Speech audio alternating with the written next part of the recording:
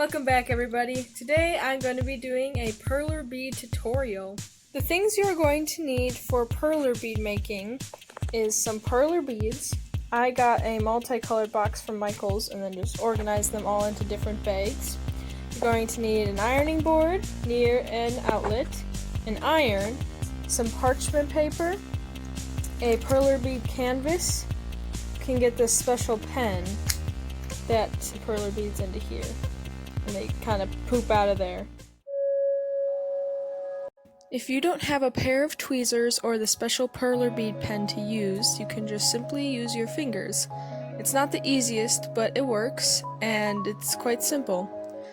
My favorite way to put perler beads onto the canvas is with tweezers because it's easier to get into the small parts.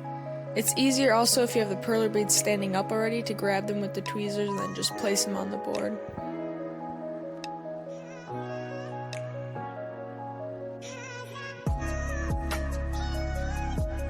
Now, the perler bead pen. Quite optional. I just got it because it looked kind of cool and I like it. So there's this little compartment at top where you just fill in the perler beads and you have to kind of shake them to get them down into the channel that kind of holds all the beads. Then there's this little knobby part at the end. You just kind of line it up with the perler bead canvas dot, and then if it goes out of place, you can kind of push it back in.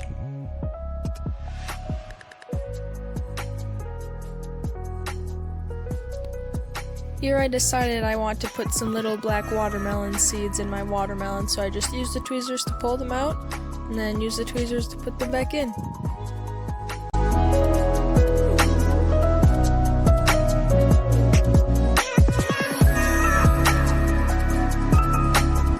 This is where the parchment paper comes into play. Now you have to turn on your iron, and you want it to be turned on to about medium heat. Then you put the parchment paper over your perler bead artwork, and then you just start ironing. Now you want to make sure that when you're ironing it, you want to keep the iron at a flat surface. You don't want to round it around the perler bead edges, otherwise that melts the edges too much and the middle not enough. I also find it easier to go in circular motions, and that kind of makes it all even. Once it's melted enough and is sticking to the paper, you just kind of slowly peel it off and flip it over and put the other piece of parchment paper on top of that one, and then keep ironing.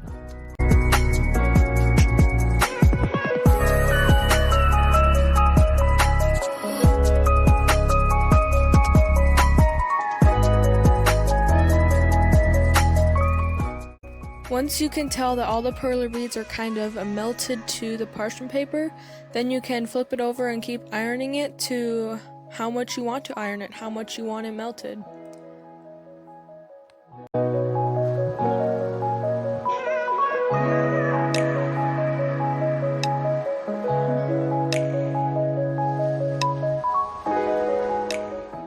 I decided that I wanted it to be almost completely a melted solid thing with no holes showing, so I ironed it more and more until I was satisfied.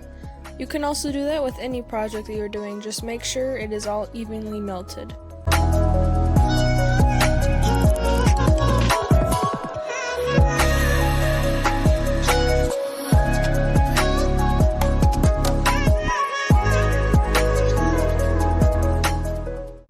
The perler bead artwork looks a lot nicer when you make sure that you melt both sides evenly, because sometimes if you just melt one side more than the other, then it looks kind of weird.